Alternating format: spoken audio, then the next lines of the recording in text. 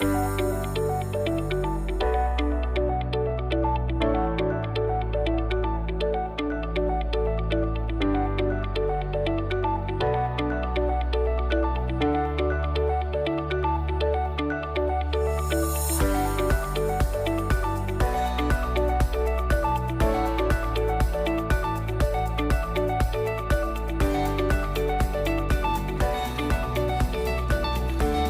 to the third episode of Beyond the Desk, a podcast at West Allis Public Library.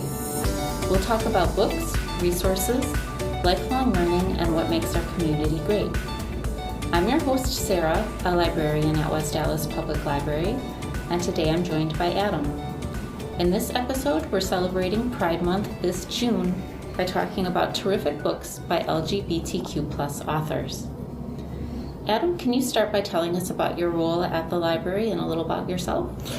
Sure, Sarah. So my name is Adam. At the library here, I work as a library assistant, which means that I help out at both the adult and the children's reference desks as needed. Basically, librarian light, if you will. I am 25 from Milwaukee. I still live here. I live on the east side right now, and I will be going back to grad school in the fall for library science. That's great. Thank you. Mm-hmm. So today we're going to talk a little bit about LGBTQ+ authors and books. One of the ones that I wanted to talk about is called Mostly Dead Things by Kristen Arnett. My book club actually read this book last year before all of the crazy COVID stuff happened. And it was really interesting because it was something that was really different. It wasn't like anything else that I had been reading. I liked the setting. It's in Florida. Mm-hmm. In fact, I think of the book, even though it's perfectly titled, I think of it as the Flamingo book because the cover is so memorable. You just have a very noticeable cover. Yeah. It has this chartreuse background with a flamingo on the cover. And anyway, that's, I think, evoking the setting. And I like it too because I like that it was set in Florida because it isn't the kind of Florida that I've read in other books. I feel like in other books, Florida has either been like this touristy kind of setting or there's been like hurricanes and kind of the severe weather that's focused on in fiction. But this one, it is about the weather. It's about the heat and the humidity, and it seems kind of perfectly suited for the character Jessa, who is a taxidermist, which is an interesting job, and she's dealing with the loss of her father. She kind of apprenticed with him, and she's also dealing with grief in terms of her relationship. She had a relationship with a woman. It was very complicated. The woman, Bryn, ended up marrying Jessa's brother, which is interesting. And then Bryn leaves. And so Jessa's, at the beginning of the book, just really dealing with a lot of grief. Mm-hmm. However, there's a lot of humor. I think in reviews they pointed that out a lot. And it's dark humor. There are some laugh out loud sections or parts. For example, Jessa's mother she's not an artist, but she ends up creating art with the taxidermied animals in the family shop. So Jessa kind of takes over the family business after her father dies. And Jessa's mom is, of course, also dealing with the loss of her husband, and I think she's very angry. He was ill, and he ended up taking his own life. Anyway, the mom ends up taking these taxidermied animals and putting them in compromising positions in the display case, and it actually catches the eye of a local gallery owner or somebody who works at the gallery. So that part is actually pretty funny, that she keeps on messing with animals. And then Jessa, of course, is as a taxidermist, I think she's not really very pleased with how what's happening, animals are being used. But so it's just an unusual book. I mean, from the passages about taxidermy, and then this, like I said, the complicated relationship that Jessa has with her family members and the woman who was a friend first, and they became romantically involved. I did feel really bad for Jessa in terms of her relationship with Bryn, because I felt like Bryn was a little abusive, I would say, the way she treated Jessa.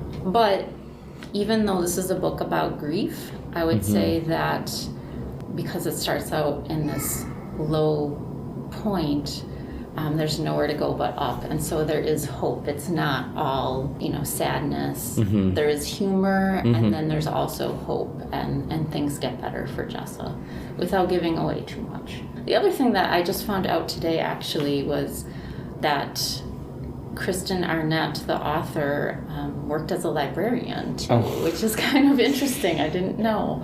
A strange connection there to the Yeah, I thought that was kind of interesting. She also, so this book is her first novel. It came out, I think, in 2019, and she has a new novel coming out this June, actually. It's called With Teeth, and it's about two mothers and their son, and it delves into queer family dynamics. I haven't had a chance to read it yet because it's not yet published. We don't have a copy at the library yet.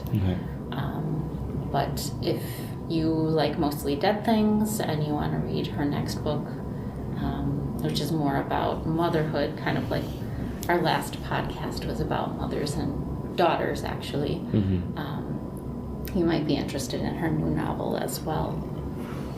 Yeah, so I'm picking up a few interesting things here that you've mentioned.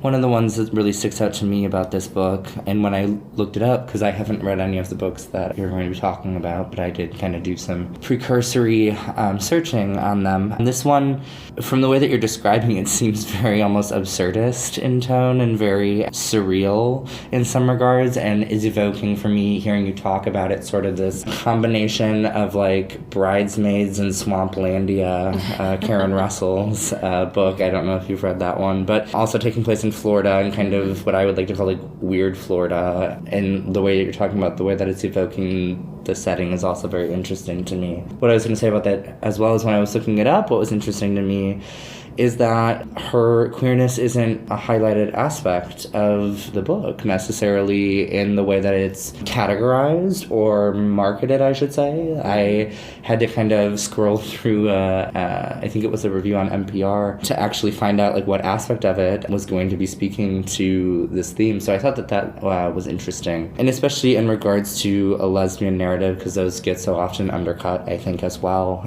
the way that they're handled. Unlike some of the books that I'm going to be talking about, in which case it's sort of overemphasized the fact that they're gay novels. This seems kind of on the other end of that, and so that's an interesting thing that I'm picking up on as well. And to segue into two of the books that I'm going to be talking about, which are connected, one of the other things that you mentioned that I think is also a common theme, unfortunately, in a lot of queer narratives is this heartbreak as a central element of the story, and grief as something that's compelling the characters throughout their lives, something that they kind of constantly have to deal with, both in that book in relation to her father and also her lover, who then marries into the family. But I guess you could speak to this too. It'd be interesting to me, I think, reading it, because I haven't, how Bryn becoming a part of her family, if the novel seems to allow an alternative means for her to remain in her life, or if it's very much something where she doesn't really want to have anything to deal with them. I don't know, could you speak to that? Yeah, so I don't think it gives too much away to say that Bryn really kind of rejects both Jessa and Milo, Jessa's brother. She also had children with Milo, and she just kind of leaves. Just done. Leaves everything. Yeah, okay. It's a bad relationship for both Jessa and her brother. Okay. She and her brother are, interestingly, I don't want to say they're close, but they don't have a bad relationship. They I think Jess is pretty close with her family. I will say it's kind of sad. I think she, in some ways, I think, seems to not like herself a whole lot, and she doesn't tell her family. She's not openly a lesbian. Even though it turns out, and I don't think that's spoiling anything either, that they really know about her relationship anyway. She didn't keep it as much of a secret as maybe she thought. She had a really good relationship with her father, I think, because they had that taxidermy that they did together.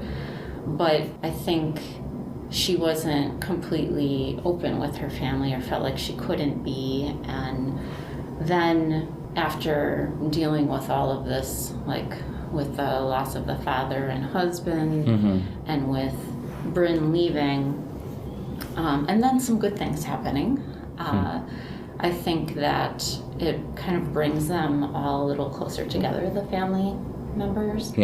Yeah, that's interesting. In books that I've chosen, I kind of subdivided them. I have 4, and I'm kind of going to talk about them in groups of two groups of 2, one of them in sort of the adult strain, particularly this kind of lyrical, Eurocentric narrative about identity and coming to terms with yourself. The 2 that I picked were James Baldwin's Giovanni's Room, and then a book that is strangely connected to that and inspired by it, actually, that came out this last year in 2020. It's a novel by a Polish writer, and it's his first book. His name is Tomasz, I don't know how to pronounce it in Polish, Jedrowski. It's called Swimming in the Dark. Giovanni's Room came out in 1956. Giovanni's Room, when it came out, was really kind of a big deal and kind of shook a lot of people, and there was this whole pushback even from his publisher when he published it, because he was known at the time prior to this book as being very much a voice for Black America and as a Black writer, especially in the 50s prior to the Civil Rights Movement, when it really began to gain some traction. The idea that he is then going to also publish this book with no Black people in it about this debatably homosexual, bisexual love affair in Paris. The publisher was not happy about it because they were very concerned that it would alienate his primarily Black audience, and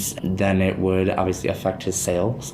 So really, when that came out, it was a big thing, and the book is all about this American named David, who is an expatriate, much like Baldwin himself was, who moved to Paris, and he has this love affair with a younger Italian man, who I think is in his early 20s maybe, and David, the main character, I think at the beginning of the book, is in his like mid to late 20s, so the age thing isn't as much of a component to the story as they're both being male. But why it's called Giovanni's Room is essentially the entire relationship is really confined to Giovanni's room. It's acting as kind of a literal closet in the sense that it's the only place that they're able to exist without the reproach of the culture that they're inhabiting. And it's, as I mentioned, much like the book that you were talking about, the affair itself is very fraught, and it in the end ends up being really a tragedy. And a lot of the way that it's talking, or that it has been talked about, it described the tone of it as very melancholic and elegiac, and I think that is very true in the sense that by the ending of it, I mean, you don't necessarily feel a lot of hope for either of the two characters. I mean, one of them, not to give too much away, but meets a very unfortunate fate, and the other one arguably does too, on a much different level, just insofar as him having to deny himself. But it's interesting too, even, I wrote down a quote here about the book that Baldwin himself, because a lot of people have kind of talked about it in a number of different lenses and ways, but Baldwin himself is quoted as saying that the book was not so much about homosexuality as it was about what happens if you are so afraid that you finally cannot love anybody.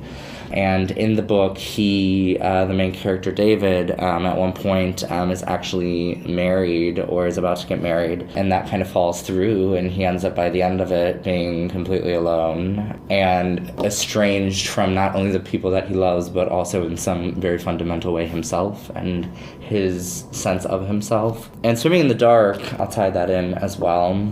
I really enjoyed this one. Both of them are highly lyrical.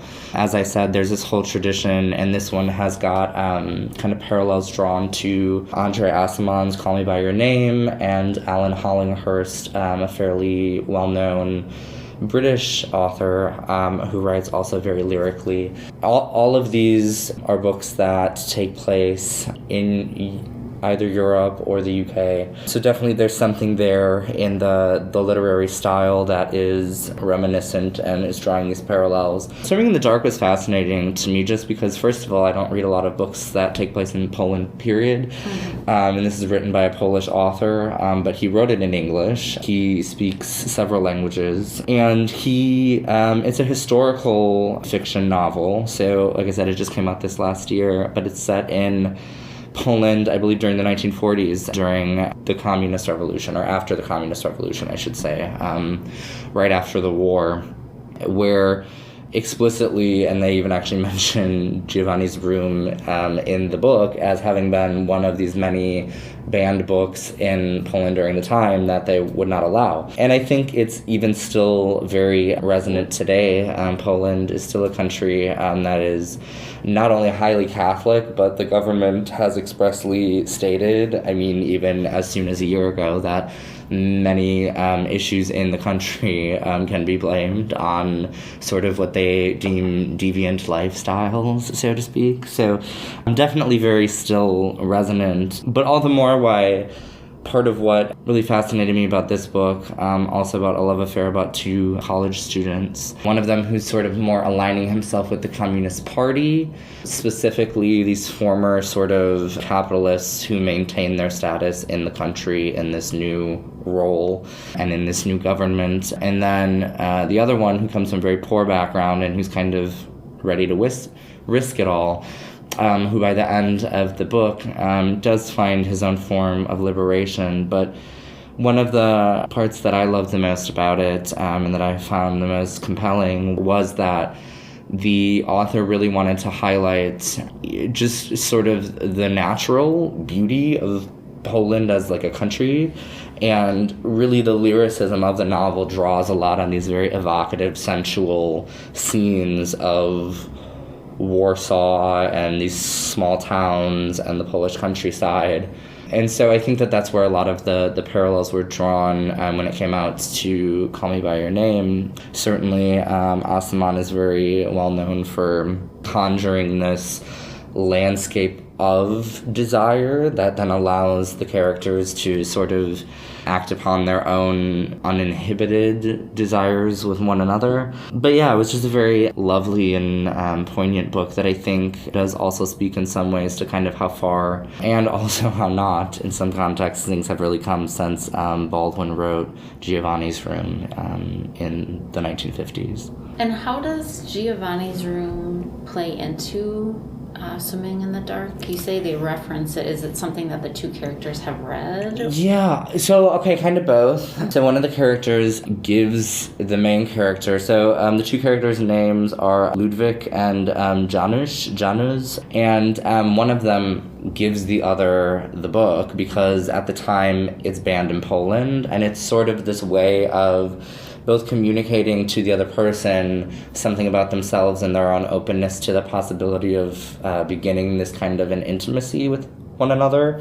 It's sort of like a wink and a nod, if you will, but also a way to validate their mutual experience as something that people throughout other parts of the world, even at the time, were feeling and were coping with. And really it's interesting too, thinking about the pushback that he received trying to publish that book, and then the context of this book being written now. And even the author in an interview talked about how he, like, as a young man growing up even himself, and he's not too much older than I am, I think he's in his like mid-30s, was really influenced by Giovanni's Room. So that would have been in probably the early 2000s, even, when he would have read that as a young man himself. But also lyrically, I think the style of the book and that melancholic, elegiac tone that I was talking about and the way that the affair plays out definitely is very similar as well, and drawing some inspiration from that, but then also trying to take it in a different direction and trying to sort of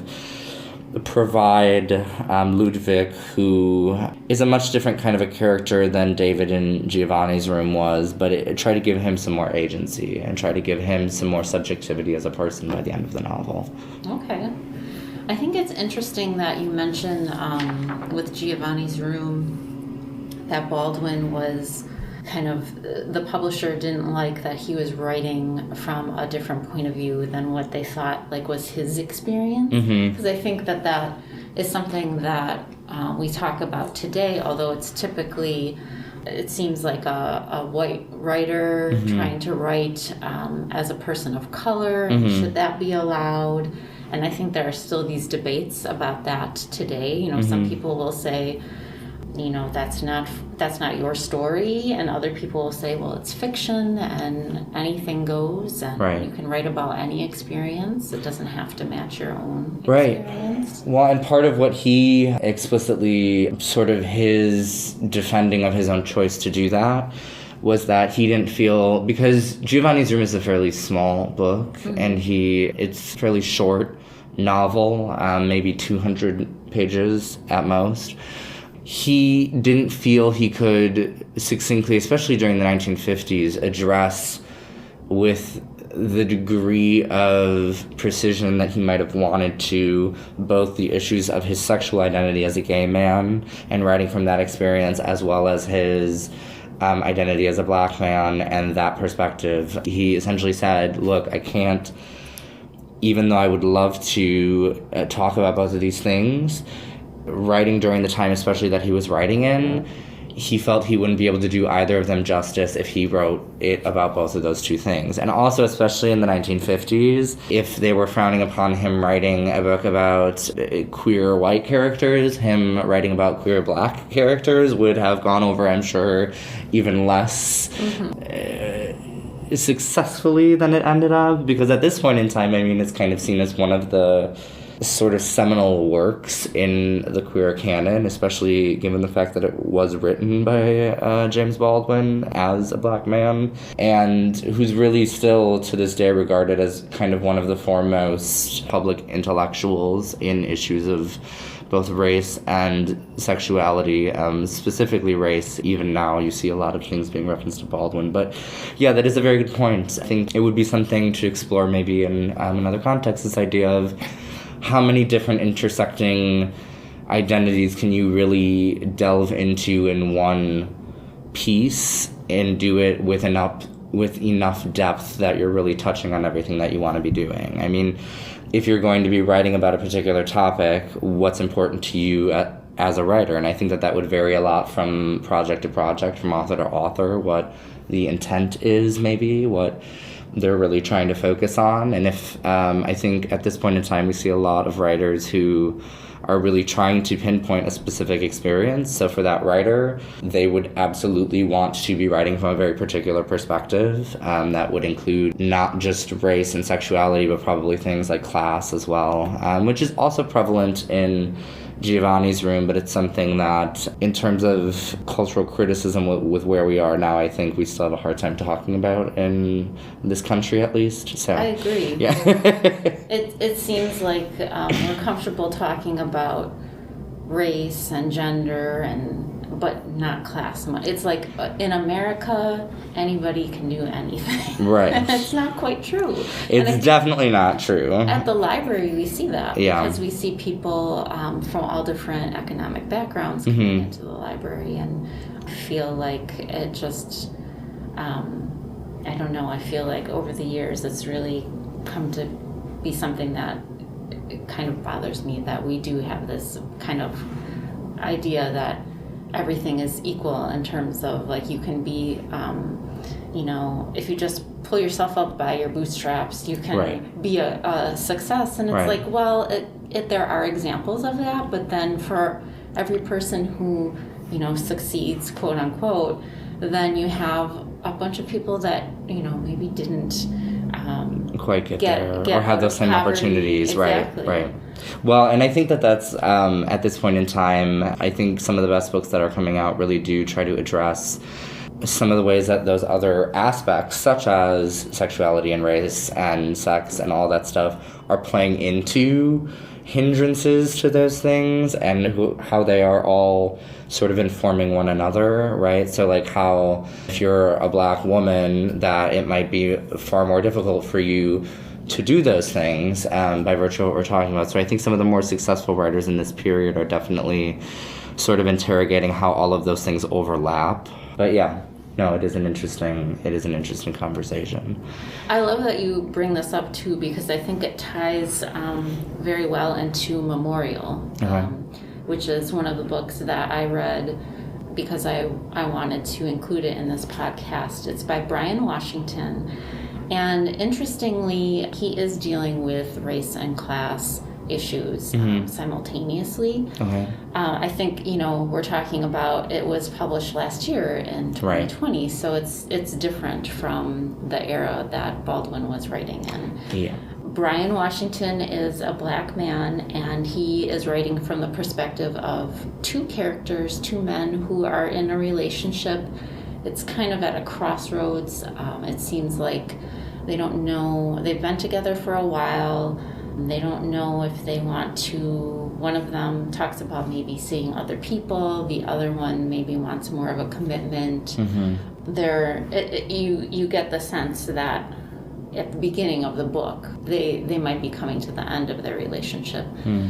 Benson is a Black daycare worker, and his father was a meteorologist on TV. And he grew up in a middle-class family. And Mike is a Japanese-American chef. His parents moved to the U.S. from Japan, and he grew up in the U.S. But his family was not very well-to-do.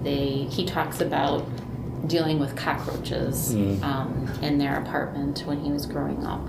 And so he kind of... I wouldn't say it happens a lot, but there are these interactions where, Mike will tell Benson, you were really lucky, having a nice home and everything. You didn't have to deal with cockroaches. Yeah. But then Benson will say, but I'm a Black person, and that kind of trumps, what you're talking about. So the beginning of the story is funny because it turns out that Mike finds out that his father, who he's been estranged from, his father moved back to Japan and when he was an adolescent, and so he hasn't been in touch with his father. But Mike, when he finds out that his father is very ill and dying, he decides that he's going to go back and be with him and help him.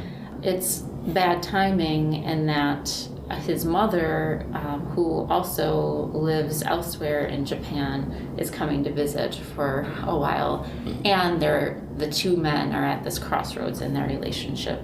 And so Benson has to deal with Mitsuko. He's never met her before, and here she is, and they're going to be living together kind of indefinitely while Mike is in Japan with his father. One of the things that I loved about the book is with Mike being a chef, and also it turns out like Mike's dad owns a bar and he worked as a chef, but Mitsuko, Mike's mom, is also a cook, and that's how she and Benson kind of bond, is that Mitsuko starts teaching Benson to cook these traditional dishes that she cooks. And I love reading about food in literature. I think it's always fun when you have somebody who writes really well about food. I really enjoyed that. And I think, I just think that this is it surprised me. Like it got a lot of good attention and reviews and everything, but I really liked this book. And I liked the first part of the book is told from Benson's point of view. And I really liked Benson. And then it was Mike's turn. And there's a significant part of the book that then is from Mike's point of view. So the first part takes place in Houston. And I also like that. I feel like that's kind of a theme in these books. Like we have interesting settings for these stories. And I haven't read very much literature set in Houston, and I enjoyed it. Nor have I. I can't think of anything off the top of my head, in fact, that is. And then the other part of the story takes place in Osaka, Japan, and I really liked Mike's story as well and his perspective. And it turns out they both have complicated relationships with their fathers. Mm-hmm. And Mike doesn't know, he didn't know the whole story when his dad went away. And I think it's interesting. I don't know. I appreciate his going there to help him, but in some ways it's curious that he does. I don't know if he goes there in some part because he knows his dad is dying. Maybe he wants to have some kind of closure with his father, but maybe also he kind of wants to get away from his relationship or get some distance from that. I don't know. It's interesting that he goes. And then Ben's father, he's an alcoholic, and so it's interesting that you get to know a little bit Ben's family, and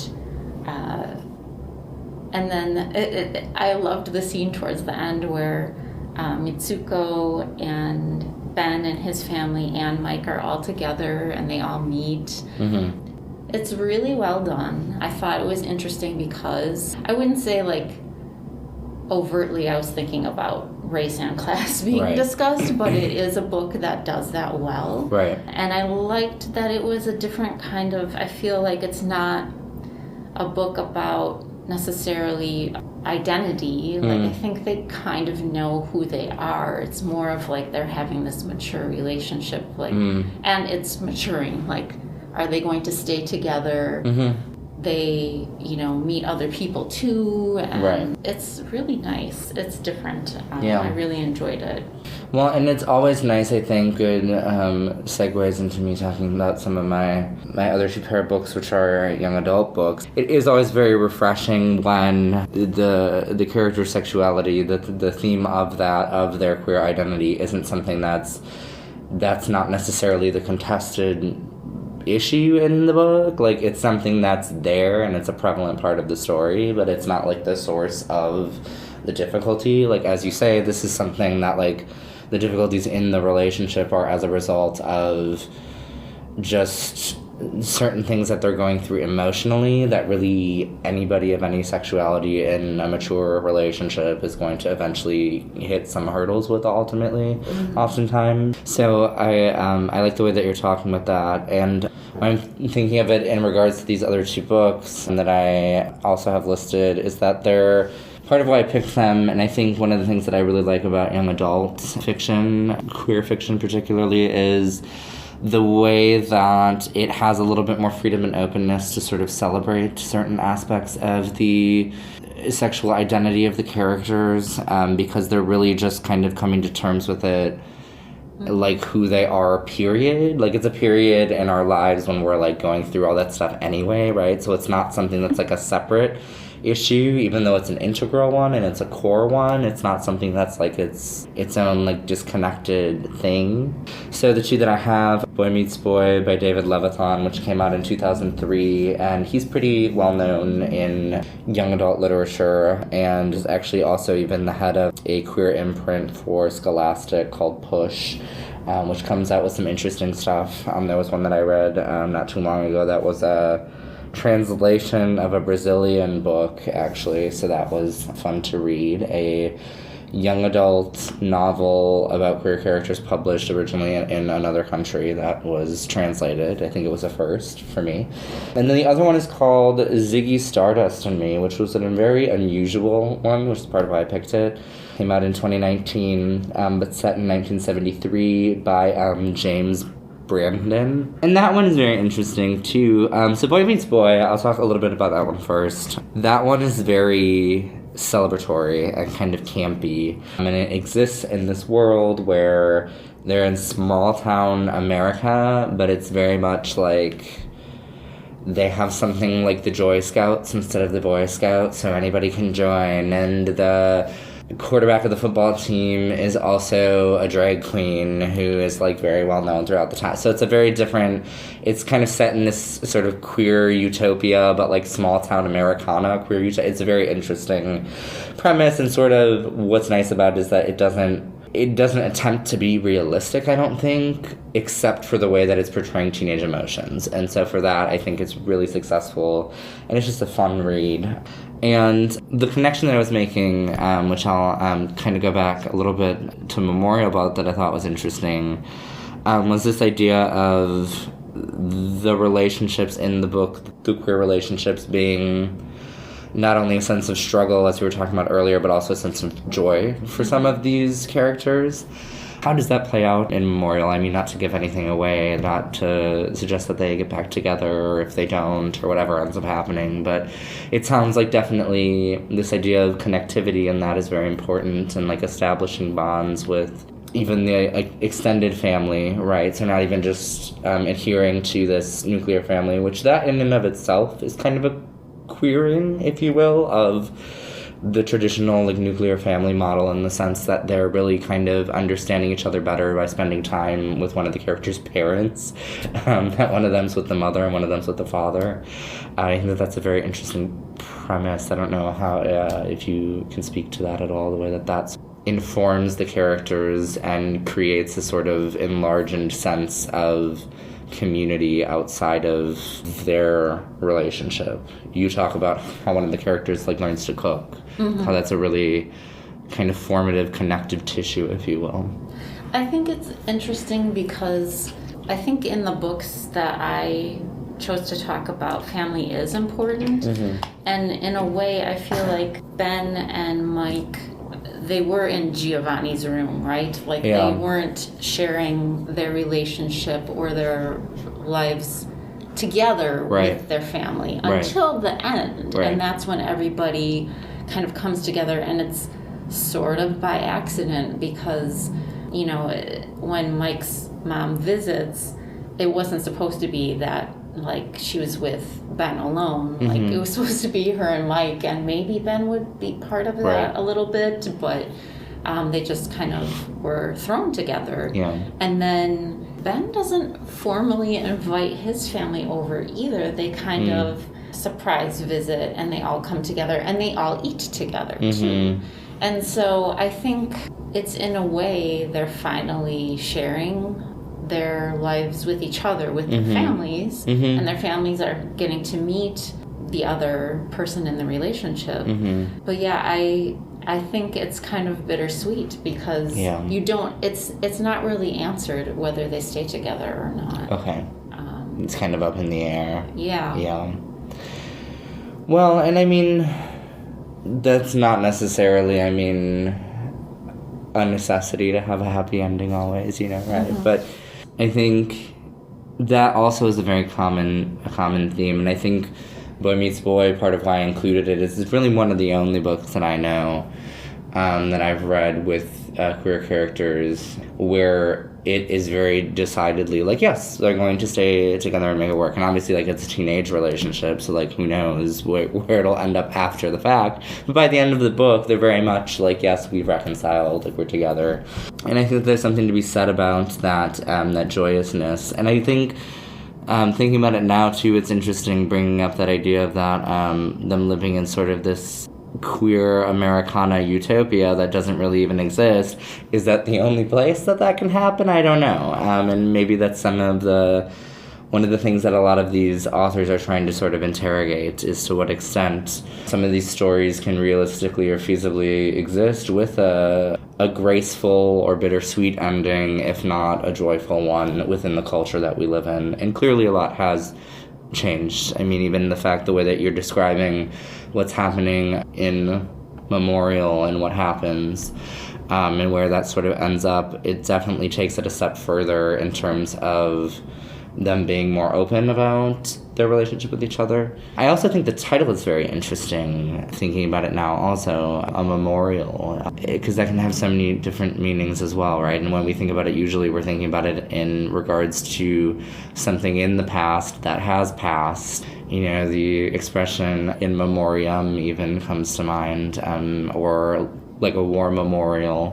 When you think about a memorial, it's oftentimes sort of, yeah, it is very bittersweet. It's in recognition of something that has passed and honoring it, but also acknowledging that it is past. So That sounds like a good read, and always food. Obviously, I too really enjoy that in a book and the way that it incorporates that in a narrative. So the other book that I picked as well, which like I said is also a young adult book, is called Ziggy Stardust and Me. As I mentioned, it came out in 2019.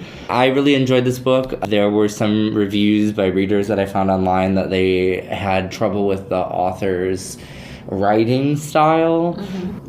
Because of the way that he sort of writes it, which is kind of typical of a lot of YA, and it's either done successfully, semi-successfully, or not at all successfully, and I think some of that is a matter of opinion, but where they kind of play around with different form, so they don't write it necessarily conventionally. Like, they do fun things with dialogue, and they do, like, things with the way that, like, paragraphs or sentences are even formatted, and it definitely does that. On a literary level, plays around a lot with that and with like some of the slang from the 70s and the jargon and all that. But I thought in terms of the plot and what it touched on, it really was a very unique book and one that I really enjoyed. Jonathan is the main character in this. He is white and from a single-parent household. His dad is deeply alcoholic and Jonathan is in conversion therapy. Yeah. And he meets this guy in his class named Webb, who we learn was living on a res in like Nebraska, I think, and he has to move away from home because of this incident that happens with his family that has nothing to do with sort of either of the two characters being gay, or if they even identify that way. But this book really, I think, is ambitious in what it tries to touch on, even in any YA or adult book. And I think especially with a lot of love stories, I don't think I've ever read like an interracial American Indian love story before, outside of like Louise Erdrich, who herself is the daughter of, I forget which one of her parents is white, but one of them is white and one of them is American Indian.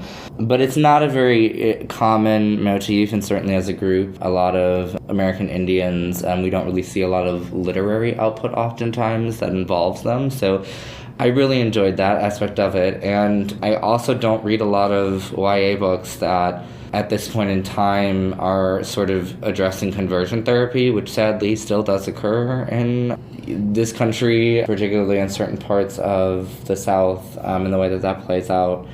But I think the book really holds its own as a historical young adult novel. And one of the things that I really liked about this was the fact that it's Webb, the American Indian character, who is really comfortable in his sexuality, and that could be a whole conversation in and of itself, the way that perhaps you could read it as it's the fact that he is in some ways actually, in terms of the love that he gets from his family, which is much more functional than Jonathan in his family unit, which is very dysfunctional, that he actually is able to embody a greater degree of pride in himself and know that he is accepted for who he is. And it's actually Webb's family that is much more tolerant of both Webb and of Jonathan.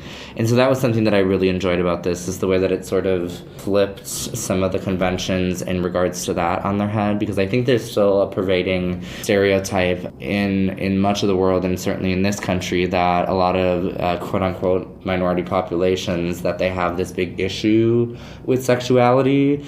And I think that that's certainly not always true. And I think oftentimes it's the white American culture that I think is often projecting its own recurrent hang-ups onto these communities.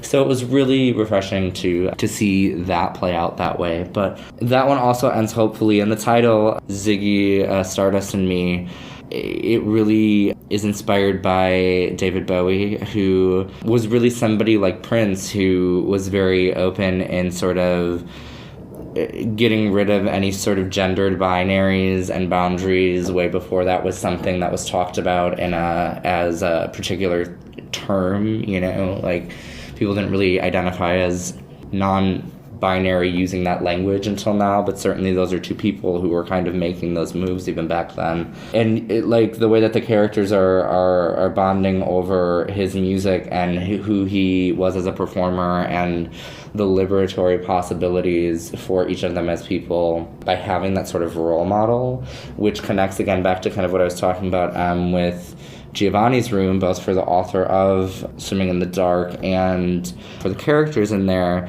The way that having those sorts of role models, those stories, music, those narratives that exist to provide not only a template, but also then to provide further kind of opening of certain doors and allowing people to sort of see themselves reflected in a song or a book, but then also sort of expound upon that. So use that as sort of a jumping ground to then decide for themselves who they are and who they want to be, which I think for young adult literature in particular can be a very powerful thing for both adult and young adult readers alike.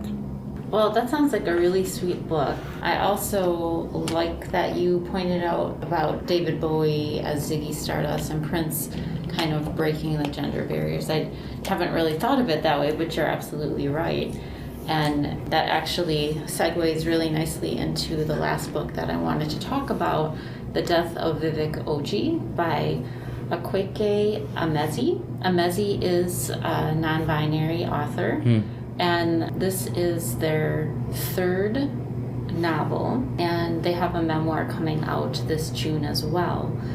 It's interesting because the story, kind of going back to the lyrical stories, this is very beautifully written. But there are, of course, Vivek is kind of the focus, but it's also Vivek is dead at the very beginning of the book. He arrives at his parents' doorstep. He is not wearing anything but he doesn't have his necklace that his mother so desperately, she gave him this necklace with Ganesh, and she really wants that. But he arrives at their doorstep. They don't know what happened to him, and he's dead. And so there's this mystery of what happened to him. It's not a mystery like with detectives and everything, but you want to know what happened. What happened, right. His cousin, Osita, tells a lot of the story, but Vivek comes back occasionally. And one of the things, even though it starts with his death, it's not super sad because you get these little snippets of him as this ghost or spirit who's still there and telling bits of stories. They're living in Nigeria, but they're part of this community of, they call them the Niger wives, the women who married Nigerian men but were from other countries. And Vivek's mom is Indian, and she is one of the characters who really wants to find out what happened to Vivek, and she tries to meet with the younger people that he hung around with. He didn't have a ton of friends, but some of the friends who were part of this community of, the women were from other countries, and then they had their children with them, so the children grew up knowing each other. Well, he definitely felt like he was the reincarnation of his grandmother, and that his grandmother died the day he was born, and they shared the same scar. And so he feels that, but then also, like, he sometimes, it turns out, and this isn't, I think, a real big mystery, I think it comes out early in the book, he ends up dressing as a woman and going out, and his friends are very nervous. He wears his hair long. It's a big thing with his family that he wears his hair long, and they keep on trying to get him to cut his hair so that he looks more like a boy. And then he does go out into the marketplace dressed as a woman, and when he dresses as a woman, using another name, Nemdi. And this is all secret, though. Like, his family doesn't know this is going on. And his cousin and these other young women that he ends up, becoming close to towards the end of his life, is interesting because several of them, they are attracted to men and women, and that's just like part of the story. I wouldn't say it's like talked about a lot. It's just that they have relationships with women or men, and one of the characters does end up, I think she says that she's a lesbian. She identifies as a lesbian. But it's interesting that I think that this story, there's just, that's just part of the story. There are multiple characters, and that's just one character that is kind of singled out that way. Going back to the lyricism, I liked how it starts out with photographs, and you kind of get this perspective of almost like you can see it being a movie where it zooms in on the photos and their family photos, and it talks about Vivek's grandparents and then his parents. And I really liked this story. It was also, I think, got a lot of attention when it came out last year. And again, it's just really beautifully written. Even though there are characters who are dealing with grief and the loss of Vivek, it's not overly sad. You get the sense that his spirit is living on, and it's just really well done. It's beautifully written. I'm curious to read Emezi's memoir. And I know you like YA. I don't know if you've heard of Pet. That was a book that Emezi wrote and published in 2019.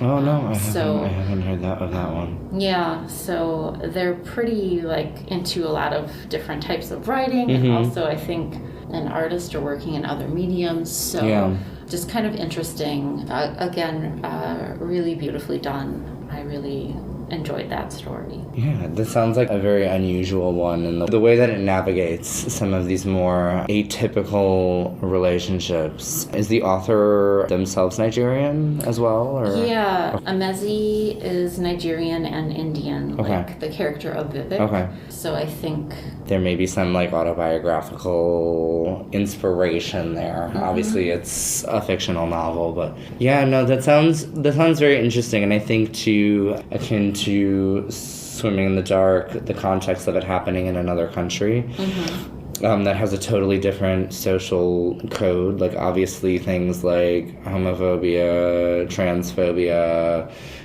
gender conformativity are definitely issues throughout the world, sexism, but the way that different places and different people navigate those issues obviously is going to be very different. So it sounds like this one too, the way that, like you said, the thing with the mother and the necklace, and then this inheritance of the grandmother and Vivek believing that they're an incarnation of their grandmother, definitely sounds like it adds another layer onto the story that we don't see oftentimes, and sounds like it would be interesting. Yeah, I really enjoyed it. It's June, or almost June, so that means summer reading. WEPL's summer reading program for all ages begins June 1st, and you have lots of chances to win prizes for your reading. If you read 5 books in the adult summer reading program, you'll earn a WEPL tote bag. Read 5 more books and you'll earn a free book. Plus, you'll have a chance to win one of our 3 top prizes for adults this year. The first one is the Grill Guru Prize, which includes a grilling cookbook, grill accessories, and prep and serve trays. The second one is the Bookmaker Prize, which includes a bookbinding kit, playing cards featuring famous authors, and a 1,000-piece bookshop puzzle. And the Personal Librarian Prize includes a personal library kit, the Actually Curious Happy Hour card game, and a 1,000-piece library puzzle. Plus, just by logging your books each month, you could win a gift card from local businesses Aggie's Bakery and Cake Shop and Quick Trip. We'll be giving away several gift cards throughout the program. Thanks to Aggie's and Quick Trip for their generous donations. To register for the summer reading program, go to westallislibrary.beanstack.org or stop at the information desk. Thanks for listening to Beyond the Desk with your host Sarah and guest Adam. We hope you enjoyed our recommendations for books that explore LGBTQ+ themes. You can find the book titles we discussed in the show notes. Head to westallislibrary.org for more information. If you're enjoying this podcast, please subscribe to it so that you don't miss an episode. We hope you'll join us next month when Elizabeth's back with Sarah to dig into our new favorite mystery series, the Wyndham and Banerjee Mysteries. That's all for this episode. See you next time.